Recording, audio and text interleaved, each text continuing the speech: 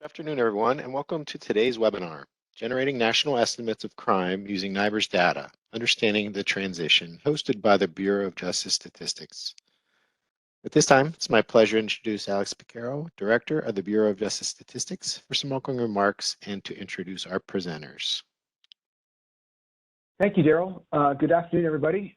It's great to not see all of you in person. Hopefully one day in the future we'll be able to do that.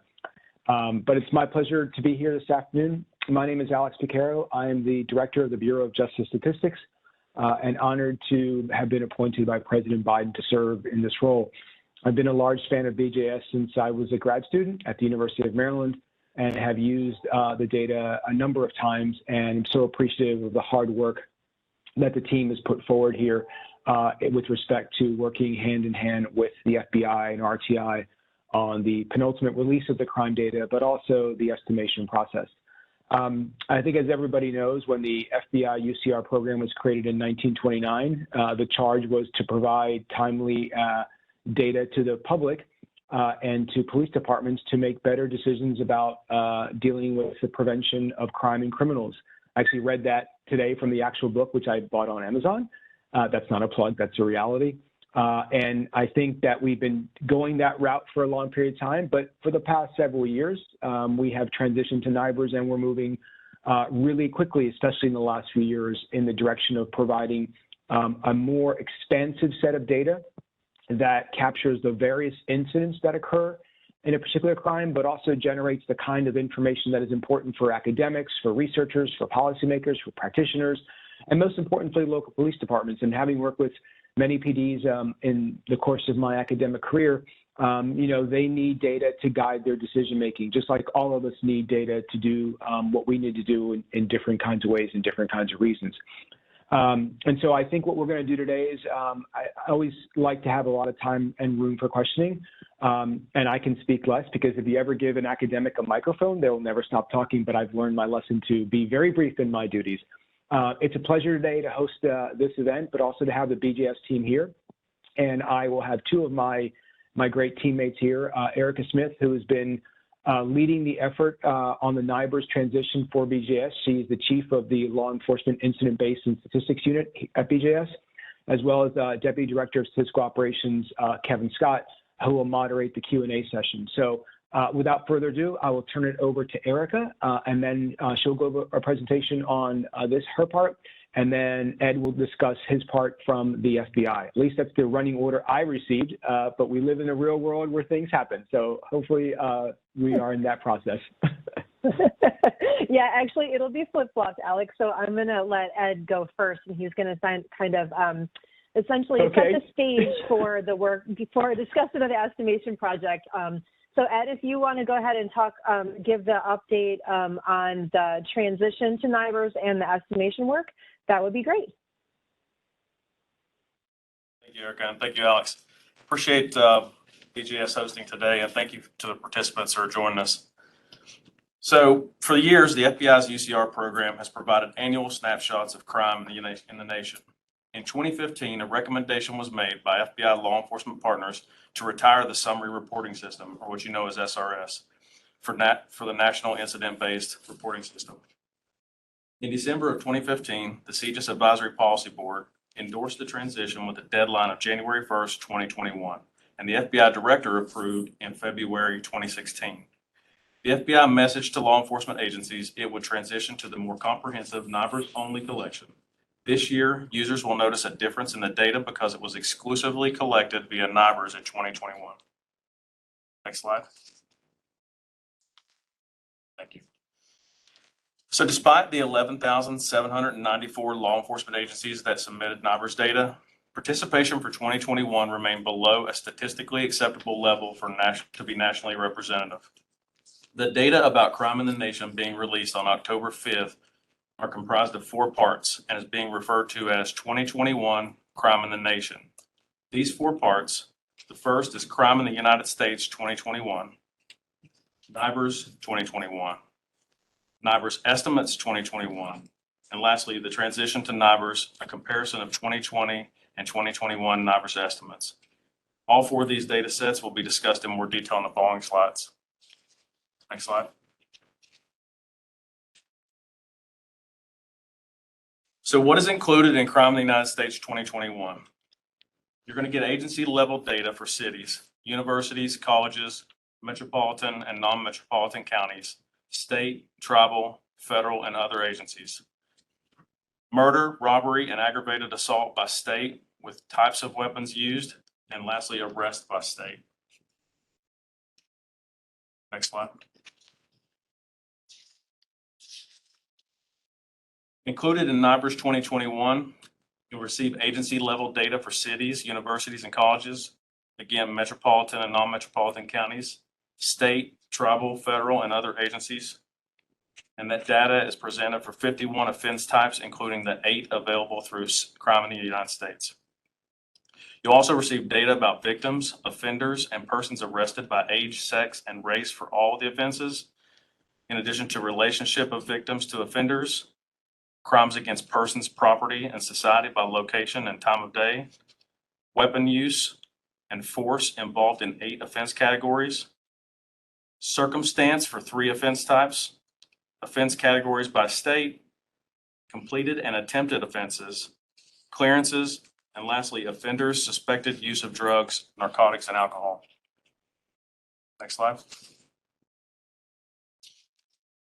What's included for NIBRS estimates 2021 are the 31 offense types in the categories of crimes against persons, crimes against property, and crimes against society. Included are age, sex, and race of victims and persons arrested, victim age category by offender age category, victim sex by offender sex, victim race by offender race, juvenile dispositions of persons arrested. You get indicators of multiple arrest of persons arrested, weapon possession of persons arrested, time of day incidents and offenses, incident and offenses by population group, incidents and offenses by agency type, clearances of incidents and offenses, and lastly, type of property loss. Next slide.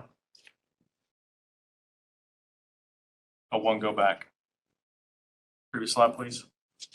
You're also going to get gang involvement regarding victims. Sorry about that. Next slide. So what's included in the transition to NIBRS, a comparison of 2020 and 2021 estimates? For the current year, you're going to get national violent crime and property crime volume and rates, national arrest volumes and rates, current year violent crime and property crime volume and rate figures for colleges and universities, college and university violent crime and property crime volume and rates, college and university arrest, tribal violent crime and property crime, and tribal arrest volume. For year-over-year trend, national violent crime and property crime, national arrest, violent crime and property crime by region, volume, and rate, national clearance and exceptional clearance percentages, national violent crime aggregate with firearm volume, national number of arrestees armed with a firearm or volume, national drug offenses by type of drug volume, national violent crime victimization by demographics volume, national fraud aggregate volume, and lastly, violent crime and property crime by state volume and rate. Next slide. So for estimation and trend analysis, low participation in 2021 caused a heavier reliance on estimations. Each year since the beginning of the transition in 2016, NIBRS has seen an increase in agency participation at the start of the new collection year. The FBI will continue to engage and support its state UCR programs in all law enforcement agencies. Ongoing efforts to communicate the importance of NIBRS to the law enforcement and user communities will also continue. And the FBI consistently engages the major law enforcement agencies and organizations to communicate the importance of NIBRS data and how NIBRS can provide more useful statistics to promote constructive discussion, measured planning, and informed policing. Thank you, Erica.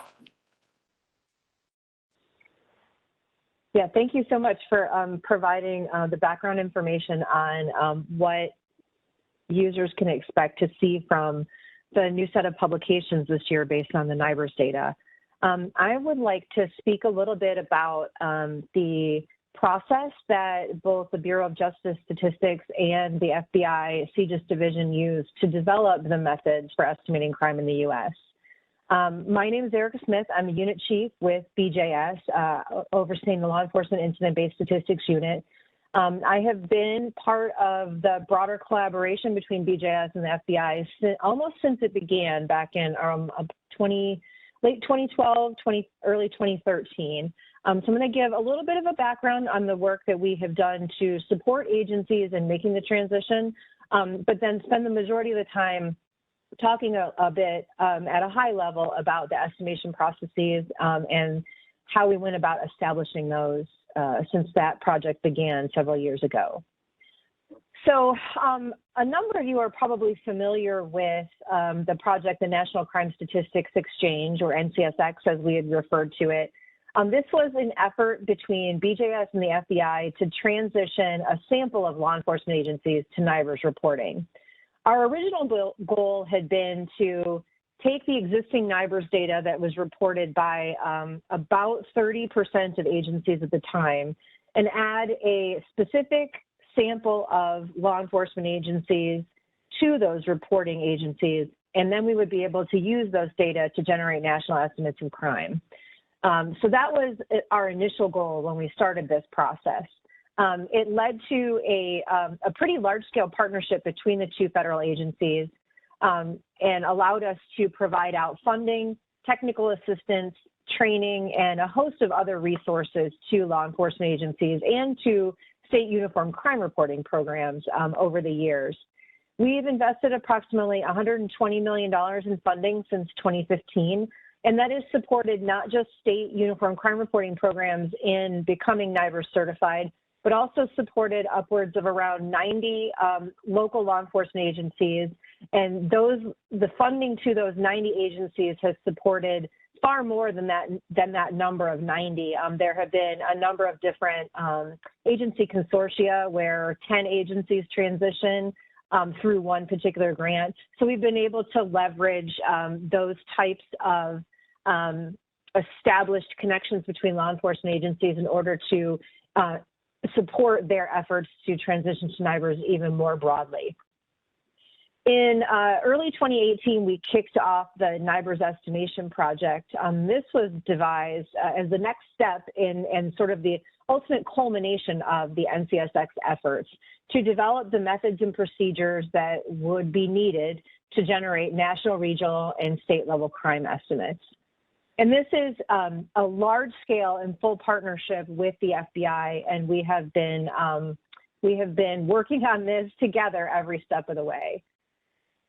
So one of the things that I usually don't read through this slide very much, but I do want to talk a little bit more about the key differences between the summary reporting system, or SRS, the way that law enforcement reported crime data has been collected by the FBI for a very long time, and NIBRS, the massive change in how data are captured and the amount of data that's captured. So under NIBRS, we're getting incident-specific data. So rather than getting a count of, let's use a number, 10 murders in a location, we would have an individual incident record for each of those 10 murders, as opposed to just one data point that said 10 murders occurred in that month in this place. So you can imagine the scope of the information is much broader and deeper than we were able to see under the summary reporting system. We're collecting incident-specific data on far more offense types, both on the crime incident side of the equation, as well as information that is collected only on arrest reports. And we're capturing all of this information about the circumstances and context of the incident. So whereas the summary reporting system data, there were a lot of questions that could not be answered using that information. With NIBRS, we're able to take a deeper dive and understand more about crime in its context at the community level and within states specifically. So with all of this additional information available within NIBRS, we had as one of our primary objectives for the estimation project to determine what the subset of key indicators from NIBRS would be that we would pursue developing estimates for. So we really needed to key in on those very early in the process, because identifying that set of indicators guided the rest of the estimation process in terms of setting the stage for the data quality investigations that we would be doing of the data over time, and identifying the schema, essentially, that we would use for determining the imputations and then the weighting schemes at the end of the day. We also had as one of our objectives to develop or identify, I should say, a set of population data that could serve as the base for population-based rates that we would calculate with NIBRS.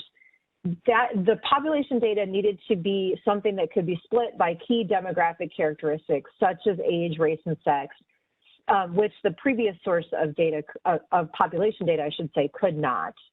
And then we also needed to develop population served estimates for agencies that were traditionally classified as zero population agencies. Those types of law enforcement organizations like college and university agencies, as well as tribal agencies.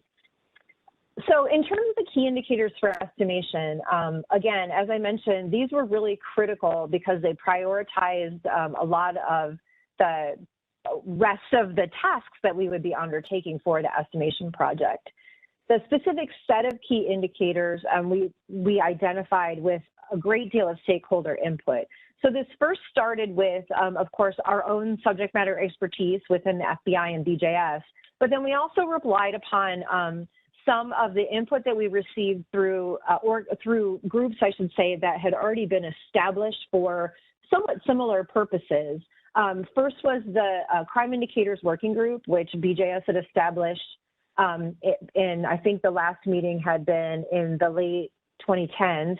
I can't remember the date exactly right now, but it was made up of a number of law enforcement executives and other stakeholders, high-level stakeholders, who identified a set of metrics that were valuable to them as law enforcement executives, things that they wanted to be able to message out to their organizations and to their constituencies.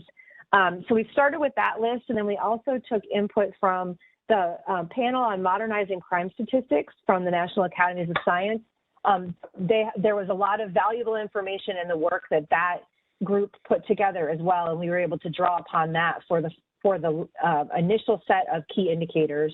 And then we also ran that past a methodology review committee that we established as part of the estimation work, in order to make sure that we were touching on all of the most important aspects of the indicators to include. And one of the great things about the list is that it can definitely be expanded over time as the quality and coverage of the information within NIBRS improves. And then as additional indicators, measures, et cetera, are added to NIBRS over time, we will be able to modify this list and adjust the estimation procedures to account for new indicators. So this is for reference. I won't read through everything, but this particular slide showcasing the key indicators by offense type is included to showcase the much larger number of offenses that we can estimate using the NIBRS data. So in the summary reporting system, there were 10 offenses captured.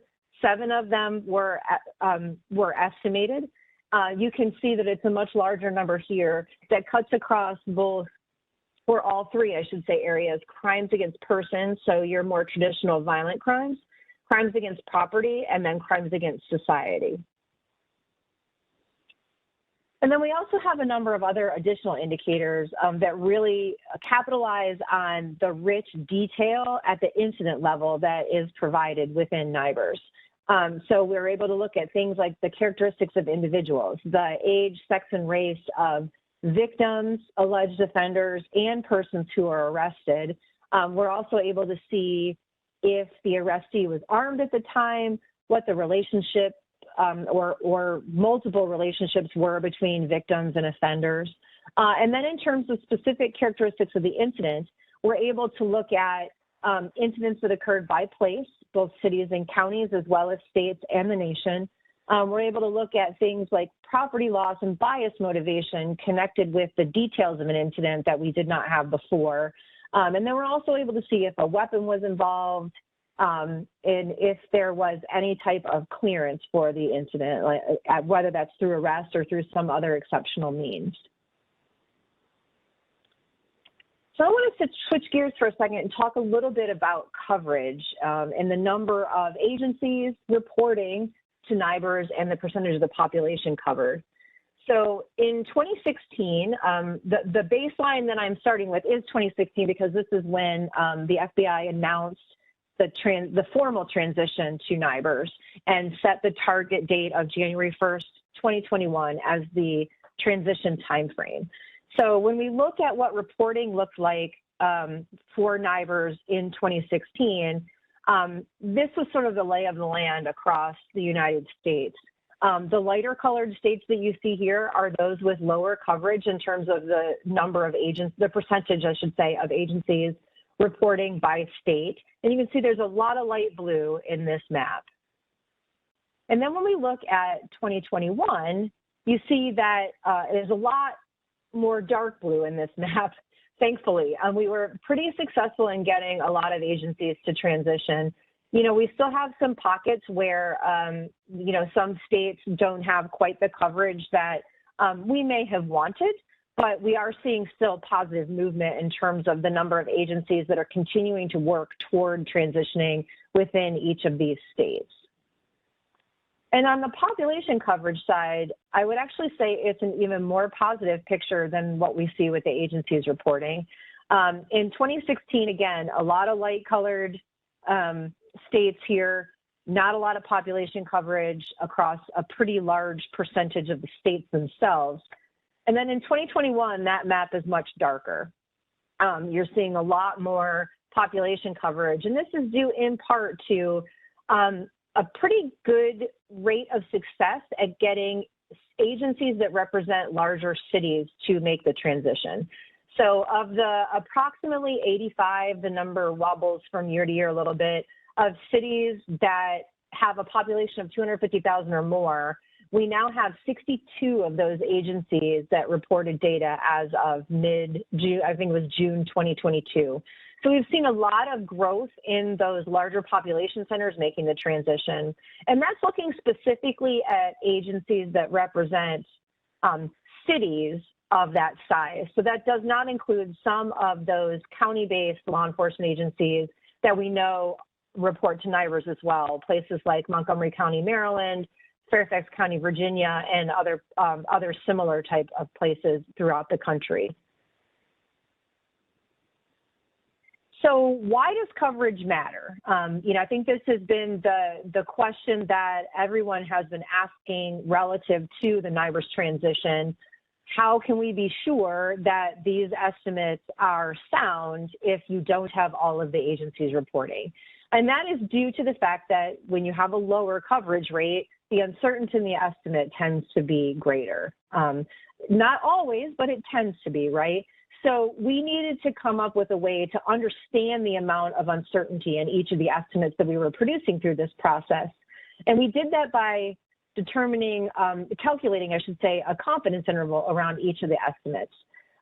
The process that was employed for this is something that takes into account not just the variance that's associated with the process, but also the bias that might exist in the estimate based on the fact that agencies, in some way, there were a number of agencies reporting to NIBRS that self-selected themselves into that reporting status. There were a number of agencies that we, the federal agencies, selected for that process. And then there were those that came along as part of that process. And so we needed to have a way to account for the bias that was inherent in the fact that this wasn't a random selection of agencies and some of the other quirks to how the transition had occurred over time.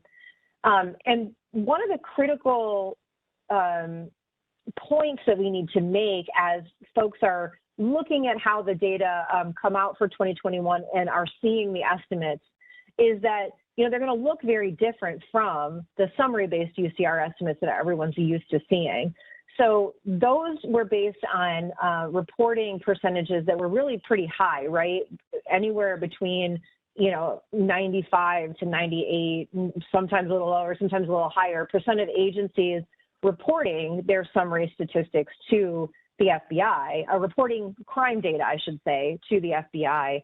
So while there were estimates generated as part of that process, the confidence intervals that would have been associated with those estimates would have been pretty small because there was a far less uncertainty around those estimates because of the high coverage rate. So now we're going to be messaging out that all of these estimates are associated with some confidence interval, and folks need to take that into account as they're evaluating the information that is being supplied to them through the UCR program. So what are some of the implications then for national estimation? I'm going to actually start at the bottom of this slide and say that we needed to develop precision-based suppression rules that would guide how we determine if an estimate can be released.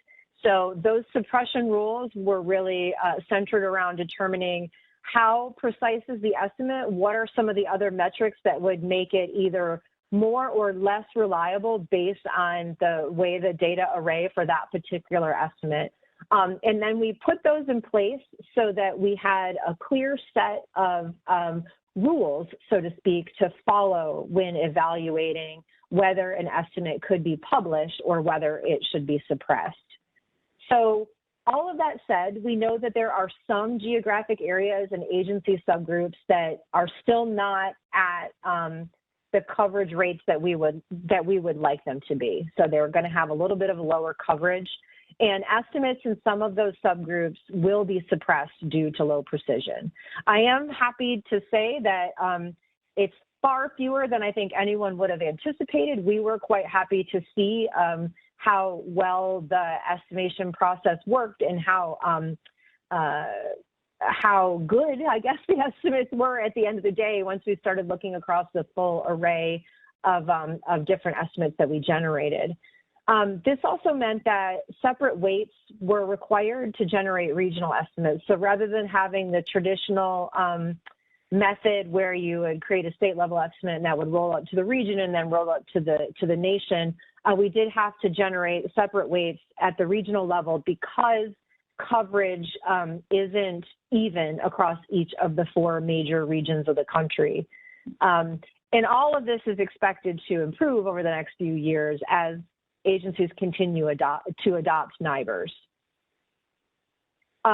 We also looked at using the NCSX sample structure to improve the precision of estimates. This was due in part because we had a fairly large number of the NCSX sample agencies that transitioned to NIBRS reporting by the end of 2020 when we were making some of these final decisions. And one of the other things was, too, we had a subset of, or a strata, I should say, a stratum of the NCSX sample structure devoted to tribal agencies. And that is one of the big success stories of this transition. The FBI was able to establish an online reporting tool for tribal agencies to use to report their data that would go directly to NIBRS. And that allowed a lot more tribal agencies to begin reporting to the system. So now 87% of tribal agencies are reporting NIBRS data, which is just a phenomenal improvement over previous years.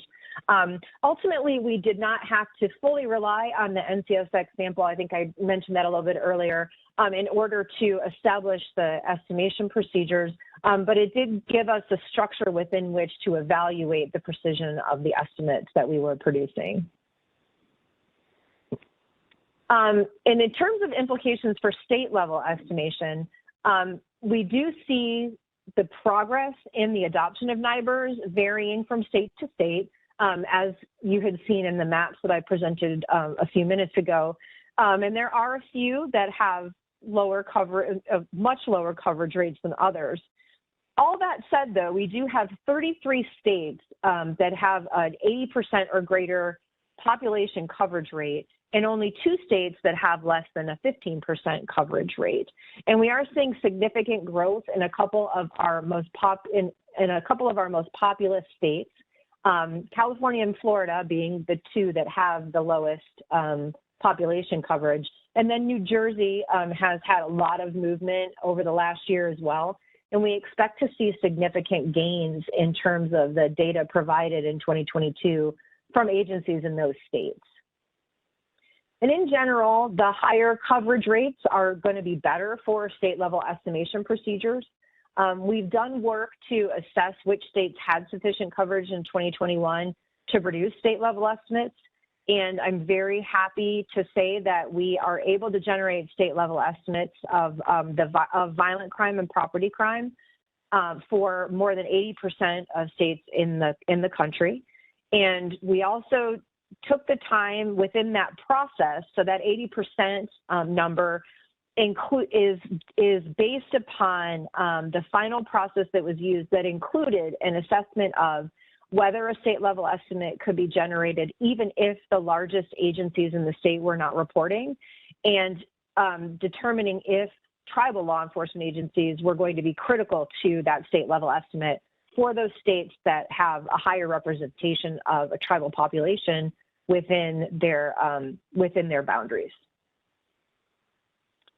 So where does that leave us? How does estimation change reported crime statistics? We see some major improvements, of course, that are generally centered around the much more detailed and comprehensive information that is available through NIBRS compared to the summary system. We get counts of all offenses in the crime incident instead of just the most serious. We are able to generate a much more complete picture of reported crime, which tells us not just about crime in a community, but about what police are dealing with within that particular jurisdiction as well, which I think is an important item to note. And then we also are getting much more detail on the specifics of each crime incident. Where did it occur? What time of the day did it take place? What were some of the characteristics of the actors involved that would tell us more about what the risk for certain types of incidents really is. But then on the other hand, we do have some major differences that that users of the information will really need to keep in mind as they work with the data. Of course, we have a reduced number of reporting agencies in general, and because of a reduction in overall coverage, we will need to suppress some of the estimates. So there in my slide, it says is likely to occur, but we do have some suppression that needs to occur because there are several estimates, not that many, that just don't rise to the level of being precise enough for publication. And then again, the biggest one is that estimates will be expressed with their associated confidence intervals.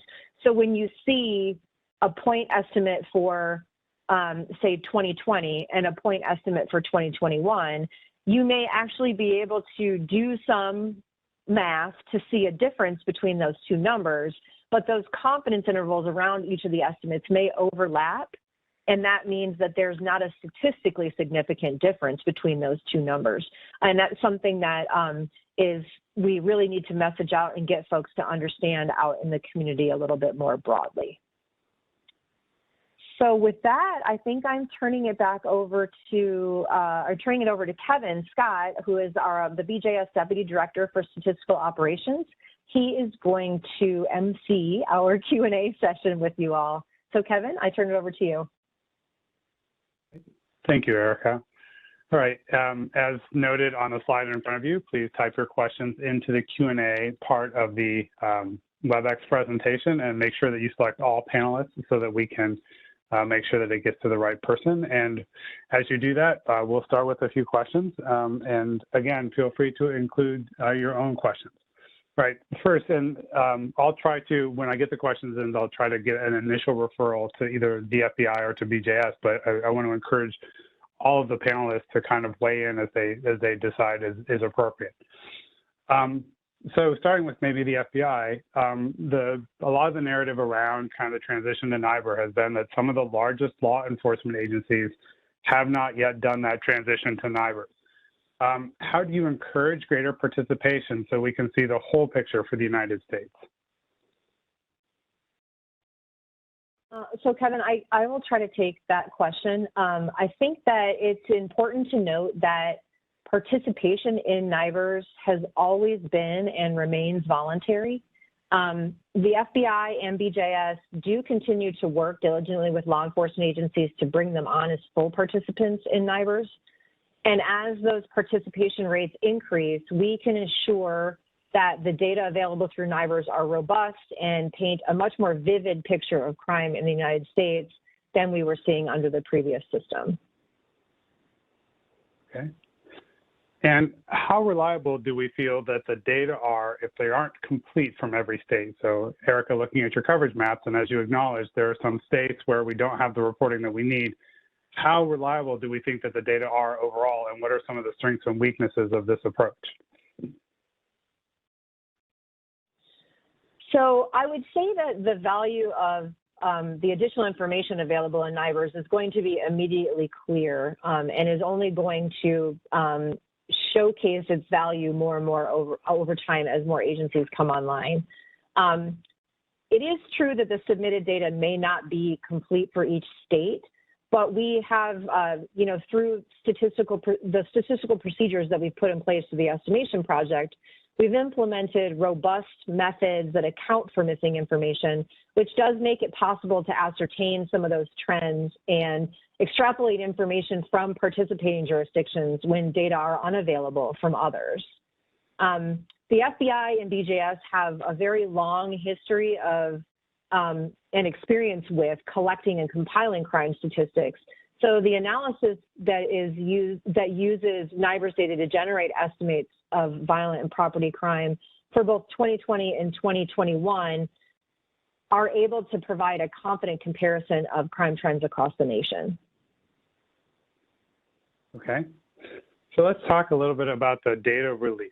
So the first question I think is kind of, how do people get to the data, and are those sources secure? And I suspect that many people on this call have spent much time over their professional careers trying to find the right table on the Crime in the U.S. publication, and then moving with the transition to the Crime Data Explorer for last year's publication. What does the data release look like for the 2021 data? Ed, I was going to ask you, do you want to speak to the FBI side of things? Yeah, absolutely. So this year's annual release of crime data will look different than previous years, as it was comprised of basically 4 reports. Crime in the U.S. 2021 is one of those components. However, because several large population centers are among those that aren't represented in the traditional report, it will not include violent crime trends. CPE is worthy. So tomorrow, Kevin, just one last thing to add. So tomorrow, when we release the data, all of this will be available there on the Crime Data Explorer page, documents and downloads. Okay. And will tomorrow's data... Kevin, go ahead, sorry. Kevin, can I just add? No, that's okay. Sorry. I just wanted to add, too, that BJS is making several different NIBRS data files available through the National Archives of Criminal Justice Data at the University of Michigan. I think a good number of the attendees that we have here today are probably familiar with finding data through NACJD.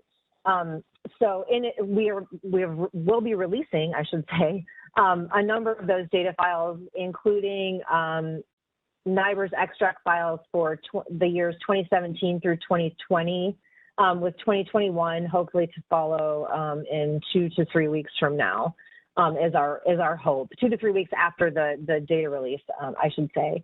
And BJS is also getting ready to launch its own tool, the Law Enforcement Agency Reported Crime Analysis Tool, or LEARCAT, which we like to call it, which is a data access platform that uses the NIBRS data and other contextual information and makes that available through an online platform to folks. So I just wanted to give a little plug for that, because hopefully it will be a place that people can go as a resource for the crime data as well. Okay. Can we talk, well, let's see. So what are the implications for hate crimes data? There's obviously this is an issue of increasing public policy concern, and NIBRS becomes kind of the only way to report and record hate crimes data with a full transition to NIBRS. Will the estimates for hate crime be released tomorrow? Will estimates be used for hate crime data, and will those estimates be part of the data released tomorrow? Kevin, we can take this one. Yeah. So hate crime data is absolutely dependent upon NIBRS participation. Tomorrow, you are not going to see hate crime data be released, but it will be released later this fall. But that's without estimates. Okay, terrific. All right. What are some of the speed bumps that agencies are running into with the transitions to NIBRS? And I know both FBI and BJS have been very closely involved with the agencies on this transition. And what kind of assistance to those agencies can be provided to kind of get some of those agencies over those last few hurdles as they move forward into NIBRS? I should have specified a response order on that. Yeah, sorry. That's okay. I think I can speak to that from the perspective of myself and my staff who've been involved with working directly with agencies through their grant process. For those that we've been able to fund, it's been a whole variety of hurdles that agencies have run into, more than I think I ever could have anticipated. Early in the process, we had, I think, assumed, quite honestly, that the major issues would be money and staffing, right? Typical, you don't have anyone to manage a technology project like this. You don't have the money to implement it. Some of the same kinds of things that lots of us in our day-to-day are used to dealing with. But it's turned out that there were a lot of agencies that had an appetite to do this work. They received grant funds or they got funding from, their whatever their local source of funding is, whether it's at the state level, county, city, et cetera. But then they ran into other additional problems. There have been a number of speed bumps, I would say. I like that terminology, Colleen. There have been a number of speed bumps associated with the service providers that are implementing a new record management system or an upgrade to the record management system within the law enforcement agency itself. There have been some delays associated with the state UCR program's process and progress, I should say, in implementing a NIBRS certified data collection mechanism within the state and providing out that sort of technical specification that agencies need in order to make the transition. And then there have also been some of these oddities. We've had a number of large cities and then one state agency actually that waited and waited and waited and waited for approval from either the state legislature or the county or city commissioners or things of that nature to get to be able to use their grant funds for the purposes for which they received the money. So it was odd little things like that that actually ended up creating many more hurdles than any of us had ever anticipated. So I say all that and give all that detail because I think it's important for people to note that there are very few places that, very few agencies that I've engaged with anyway, that just don't want to do this. And I think that's a popular misconception that, LAPD hasn't transitioned because they can't be bothered. That's as far from the truth, particularly for that agency, as it could be. And so it's, I just give kind of a bit of a shout out to the agencies for the effort that they've been making despite the roadblocks that keep popping up in front of them. Yeah, Eric, I want to add about that crime perception being a concern because, we've determined it's actually a misconception. Some of these agencies believe, that the more granular data is going to make it appear as if crime's, risen, but that doesn't inherently mean that crime is up. It just getting a more complete picture and a more comprehensive picture with more data. Absolutely. I know Alex wanted to say something at this point, if that's okay. Well, just want to make sure he gets an opportunity. Yeah. Yeah, so thank you very much so far for the great back and forth that Ed and Erica have. and all the comments and questions that are showing up in the chat. So it's just really important about messaging on policymakers. I'll let the FBI deal with that. High-level summary of the estimation process. Yes, we'll have more documents coming up on that, Sharon, and there will be recordings made available. I want to remind everybody that we're all in this together in the sense that we're all consumers of these data in various ways. I, for one, my entire career, and seeing lots of people on this call who I've worked with, whether on the NAS panel on modernizing crime data or other facets of my career, I want to say that we all want these data to be as populated as much as we can, recognizing that it's always voluntary. And having worked with PDs my entire career, you know, a lot of them have a lot of resource issues and a lot of staffing issues and a lot of RMS issues. So this is not as simple as flipping the switch, as a lot of people think it is. But I want to remind everybody, since I'm a consumer of first print books, and you can find anything on the internet these days, I got the original Uniform Crime Reporting, a complete manual for the police, that was published in 1929 by the Committee on Uniform Crime Records, International Association of Chiefs of Police, 261 Broadway, New York City. And I say that because I want to read the forward to everybody. The urgent need for national crime statistics in the United States is so well recognized as to require no debate. Criminal justice administrators and others engaged in the prevention and suppression of crime have for many years expressed regret upon the absence of reliable information concerning crime and criminals. I think we can all agree that NIBRS is what we're trying to do, and we have made a lot of strides, particularly in the last 5 to 7 years, to get police departments to continue moving over to NIBRS. And we're moving the needle on that. And so I hope that the stakeholders out there in the user community recognize the amount of work that is being done on a day-to-day level, not just by the FBI and BJS, but the actual people who work in police departments. You know, sometimes it's real easy to sit back, you know, hiding behind the internet and playing with data sets and downloading them left and right, and not appreciating the hard work and time it takes to make these transitions when there's a financial cost to them and a human cost to them. So I just want to remind everybody that we all are really interested in the same things, and we're all really working as hard as we can to get to that point. I think it's always good to have a positive statement when it comes to these kinds of things. So I thought I would throw that out there just to have a nice positive comment at the end of the day here. So I'll shut up now. Well, and to that end, Kevin, if it's okay, I'd like to speak to a little bit more to Sharon's question about the plans for releasing more technical documentation. We had very lofty goals of releasing a number of technical reports prior to the release of the data, and just didn't quite get to the finish line in terms of all the review and formatting and things. All that said, though, we do have a number of technical reports that are slated to be released in over the next couple of months that will provide a lot more detail about the processes that we used within the estimation project. It'll provide a summary of what we evaluated and, you know, where we ended up ultimately at the end of the day.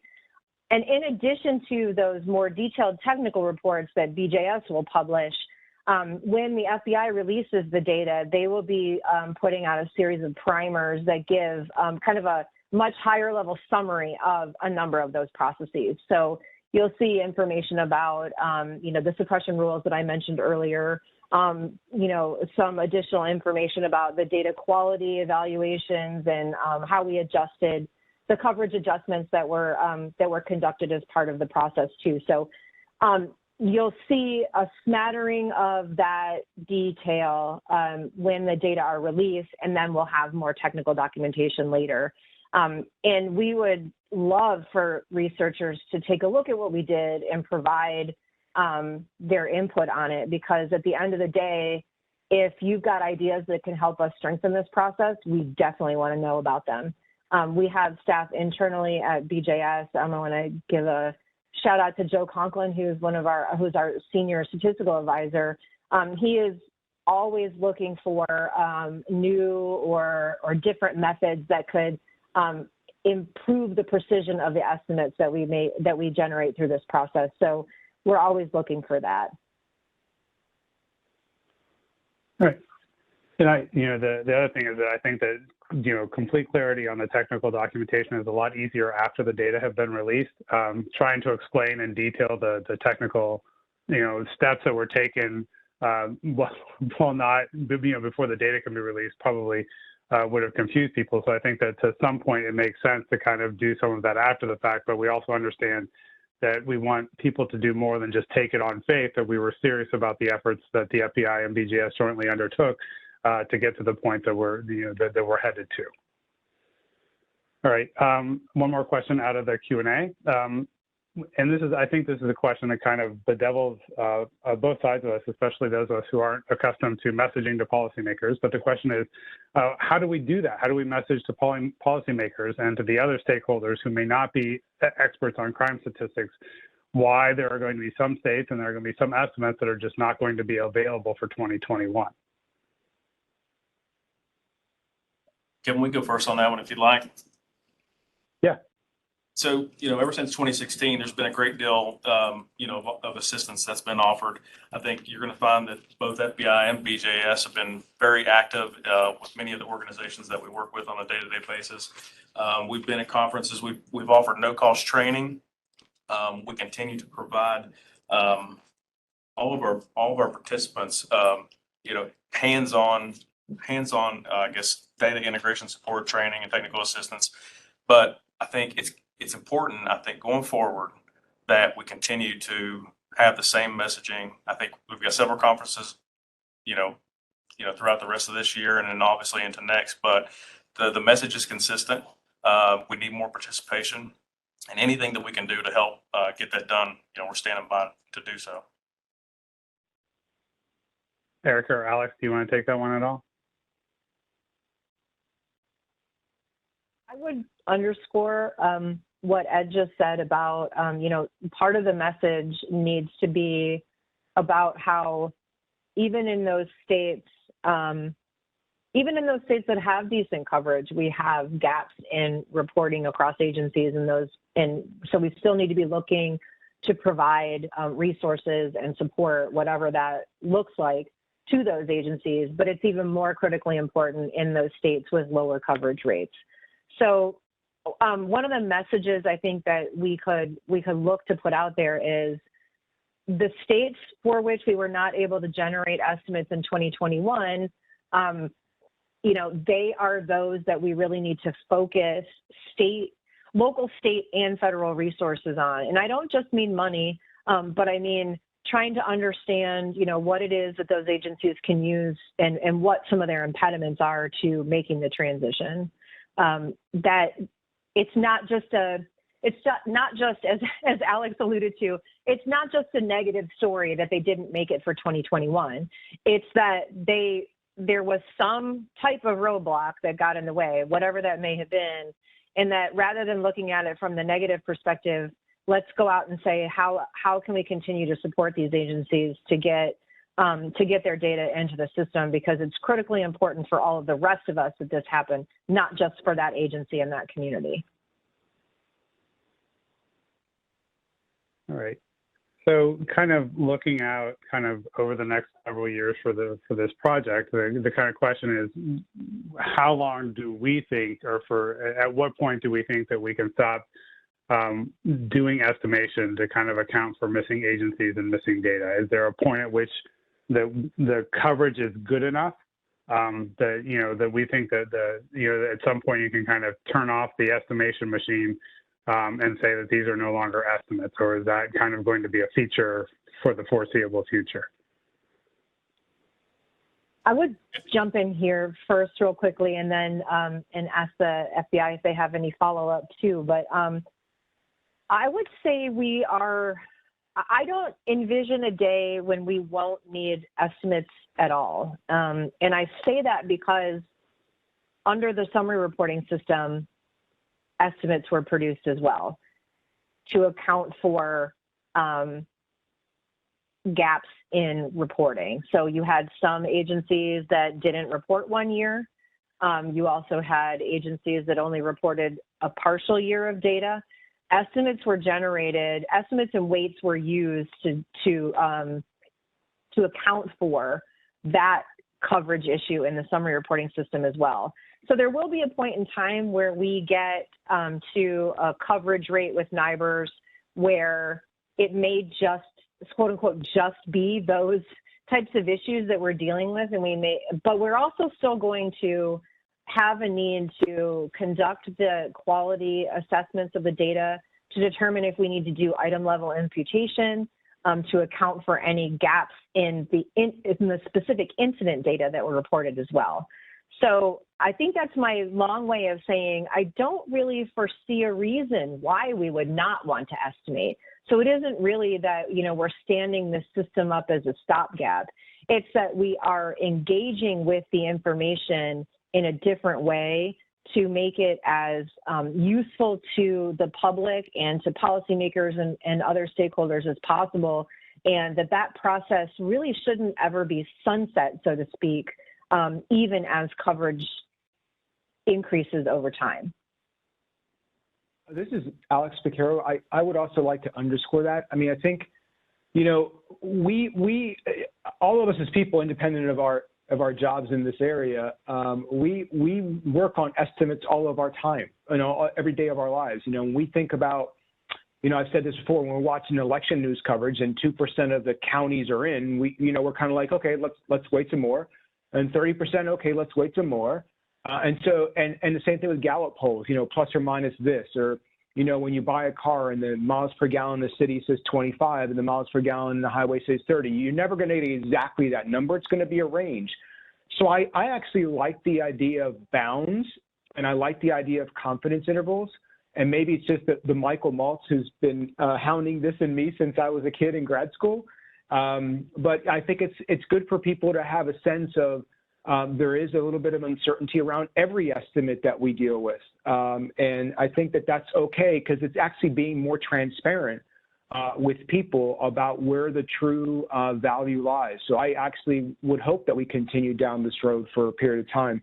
It's very common in statistics these days, and certainly in the criminology field. All right. Is the NIBRS process, and this I think kind of both FBI and BJS, again, have kind of worked very closely with agencies to kind of handle this transition. So I'm curious, I think this is a nice question. Is the NIBRS process also moving agencies to kind of more standardized data collection and systems? Is that something that you see as you get out there in the field with those agencies? Yeah, absolutely, Kevin. As record management systems become more compliant, that standardization of the collection is going to occur. So as agencies transition, the data is going to become more standardized. And that's exactly what we're trying to reach. I would also say too that it's even beyond whether the systems themselves or the data collection that we are capturing, you know, on the federal side is standardized. It is also what comes downrange from that, which is, you know, as we publish more and more the findings from the NIBRS data collection, the hope is, and I know this may sound relatively maybe Pollyanna, and I'm going to come back to you all and say I told you so if it works later on down the road, but is to say that, you know, we're going to put all this information out about the quality of the data and what we can learn from it. And in those places where the data are captured with great fidelity and are very complete, they're going to learn more about crime in their community than a place that doesn't do this as well. So we know that what exists out there as we start to look at data quality is that agencies want to become NIBRS compliant. States want their agencies to be NIBRS compliant. And some of the actors involved in this process, whether it's on the agency side, analyst side, the record management service provider side of the equation, I'm not casting any doubt on what they're trying to do, but there are a number of ways that you can circumvent data quality and still get the data into the system. And we've seen that play out agency by agency and in certain states where, you know, you're getting a lot of unknowns or those types of values that are being reported. Those agencies aren't going to get as much out of their data. So as we start to learn that and we can start socializing out that, hey, you know, you might be sending your data through. It's not really providing much of a background though. I think you're going to see improvement, not just because it's standardized and we can see it because of that process, right? But also because agencies are going to see the value in improving their reporting over time. That's one of the critical goals that BJS has for the kinds of technical assistance that we want to be providing out to agencies as we move forward. All right. Well, in the time, there's danger of time stamps. In the last 4 minutes, no additional questions have come in. So I think this might be a good point to pause for a moment. And if we don't see any more questions come in, I think this is a good time, first of all, to thank those of you who joined us. I really appreciate it. Hopefully you found the information that you're looking for. And as more information kind of, I don't want to say creeps, bursts into the public domain over the coming days, please feel free to reach out both to BJS and to the FBI with questions that you might have on understanding and interpreting. And please, send people who are asking you questions, send them our way to the extent that we can be helpful. I think that from both agencies, one of the things that's been really nice about this process has been it's been a real collaboration between the BJS and FBI CJIS, and it's been really a nice thing to see from any different vantage points, and we certainly expect it to continue because we engage complementary and overlapping, but to some degree, distinct communities. And so we want to encourage those of you who are on this call to send people our way and to send questions our way as the data release and as those questions kind of continue. And as you see more reports and publications utilizing these data and discussing the logistics behind the data, again, we're happy to answer your questions on behalf of both agencies. So to those of you who attended and asked questions, again, thank you. To our panelists, thank you all very much for taking the time to kind of walk through what's been going on behind the scenes for a while now. And we are, I think, collectively committed to transparency as we move forward. And so I appreciate you taking the time to give your presentations and to answer questions from our audience today. Yeah, thank you, Kevin. And if I could, just want to take a minute. We're looking through the participants here, and we see a lot of familiar names, both agencies that we work with, state program managers, CSOs. And I just want to reiterate that when things come out tomorrow, we stand by to answer any questions that you have, offer any assistance interpreting that data, but also want to offer assistance if there's anyone out there who's struggling to become an active participant or needs help in any way. Do not hesitate to ask, because that's what we're here for. All right. Thank you all very much. Great. So on behalf of BGS and the FBI, I want to thank you for joining today. This will end today's presentation.